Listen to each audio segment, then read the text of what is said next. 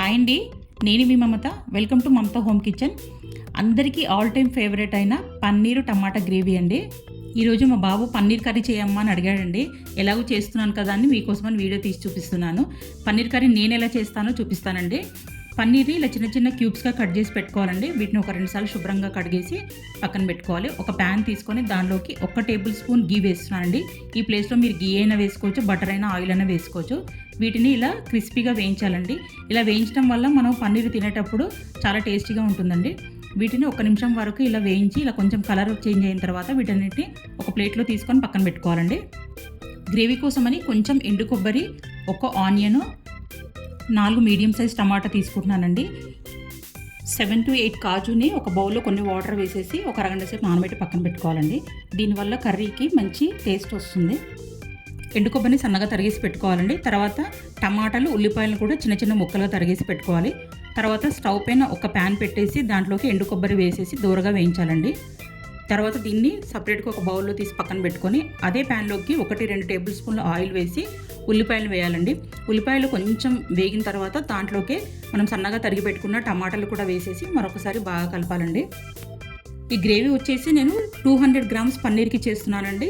మీరు తీసుకునే పన్నీర్ క్వాంటిటీని బట్టి అడ్జస్ట్ చేసి తీసుకోండి.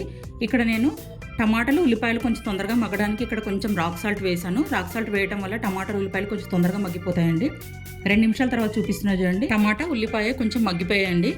తర్వాత వీటిని కొంచెం చల్లారేంత వరకు పక్కన తీసి పెట్టుకొని ఒక మిక్సీ జార్లోకి కొబ్బరిని తీసుకొని ఆ కొబ్బరి కొంచెం మెదిగిన తర్వాత అదే మిక్సీ జార్లోకి టమాటా, ఉల్లిపాయల పేస్ట్ కూడా వేసేసి తర్వాత నానబెట్టిన కాజు కూడా వేసేసి స్పైసెస్ కోసం 3 టేబుల్ స్పూన్ల కారం వేస్తున్నానండి. మీరు తినే స్పైసెస్ని బట్టి మీ కారం స్పైసెస్ని బట్టి అడ్జస్ట్ చేసి వేసుకోండి. నేను ఇక్కడ 3 టేబుల్ స్పూన్ కారం వేస్తున్నానండి. అంటే మీరు తీసుకునే కారం స్పైస్ని బట్టి అడ్జస్ట్ చేసి వేసుకోండి. నేను ఇక్కడ 3 టేబుల్ స్పూన్ వేసాను. తర్వాత 1 టేబుల్ స్పూన్ ధనియాల పొడి, 1/2 టేబుల్ స్పూన్ పసుపు. మనం ఇందాక టమాటాలు మగ్గడానికి కొంచెం రాక్ సాల్ట్ వేసాం కదండి, ఇక్కడ మరి కొంచెం సాల్ట్ వేస్తున్నాను. సాల్ట్ మీ రుచికి సరిపడా అడ్జస్ట్ చేసి తీసుకోండి. వీటన్నిటిని మెత్తటి పేస్ట్ లాగా చేయాలండి. మనం ఇందాక కాజు నానబెట్టాం కదా, కావాలంటే మనం మిక్సీ పట్టేటప్పుడు ఆ వాటర్ కూడా వేసేసి మెత్తటి పేస్ట్ లాగా చేసి పెట్టుకోవాలి. తర్వాత మనం ఇందాక పన్నీర్ వేయించిన ప్యాన్ పెట్టుకొని 3 to 4 టేబుల్ స్పూన్ ఆయిల్ వేసి ఆయిల్ కొంచెం వేడెక్కిన తర్వాత ఆవాలు, జీలకర్ర, 1 బిర్యానీ ఆకు వేస్తున్నాను. కావాలంటే మీరు ఒక ఉల్లిపాయను కూడా ఇక్కడ చిన్నగా తరిగేసి వేసుకోవచ్చు. నేనైతే ఏం వేయట్లేదండి. తర్వాత ఇందాక మనం మిక్సీ పట్టిన ప్యూరీ మొత్తం ఇందులోనే వేసేసి బాగా మగ్గనివ్వాలి.